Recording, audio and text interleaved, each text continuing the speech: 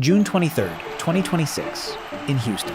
Cristiano Ronaldo is standing inside the 6-yard box, surrounded by defenders young enough to have watched him as children. João Cancelo shapes to cross. Ronaldo waits, then moves half a second later than everyone expects. One touch, one finish, one more record. At 41 years old, Ronaldo has now scored at 6 different World Cups.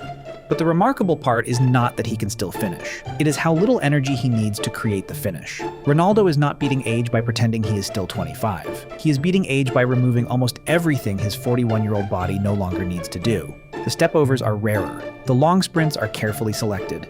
The touchline dribbling has almost disappeared. In its place is one of the most specialized penalty box machines football has ever seen. So why is Cristiano Ronaldo still scoring at 41? The answer is a complete tactical redesign of his game. Start with the numbers. In the 2025-26 Saudi Pro League season, Ronaldo scored 28 goals in 30 appearances, almost 1 goal every 93 minutes, and attempted more than 5 shots per match. That volume tells us exactly how Al Nassr use him. They are not asking Ronaldo to contribute equally to every phase of possession.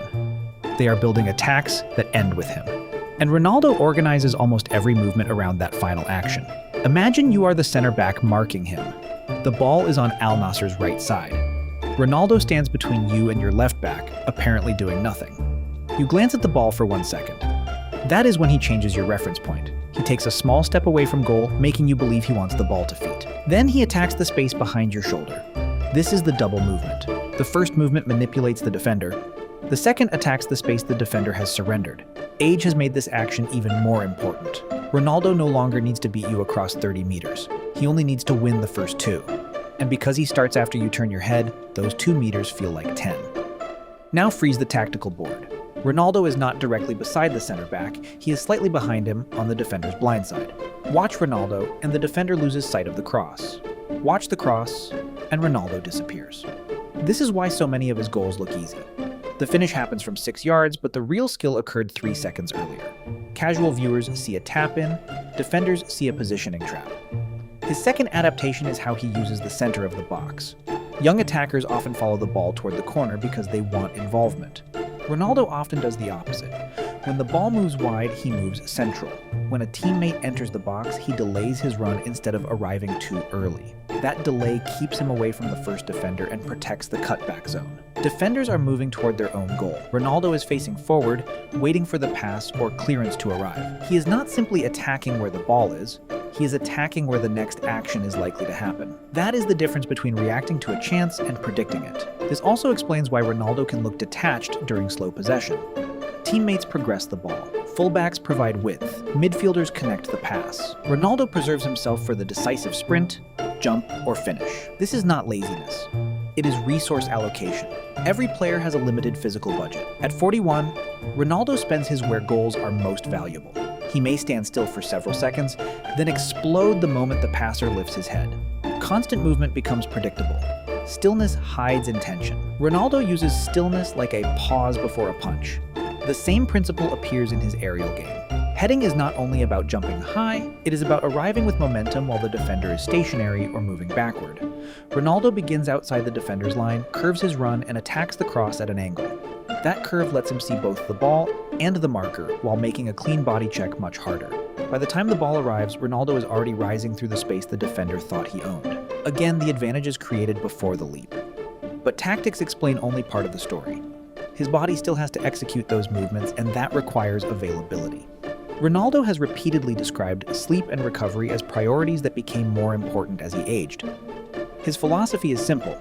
If you train hard, you must recover with the same seriousness. That means managing workload, protecting sleep, adjusting training, and treating fatigue as information rather than weakness. Younger Ronaldo could recover from inefficient movement because youth gave him a larger margin for error. Older Ronaldo has reduced the errors. He chooses when to press, when to sprint, and which duels actually matter. And that leads to the psychological adaptation most people miss. Great players often decline because they keep trying to reproduce the version of themselves that made them famous. Ronaldo did something more difficult. He allowed parts of his old identity to disappear. The explosive Manchester United winger became the devastating Real Madrid goal scorer. The roaming superstar became a more central Juventus forward.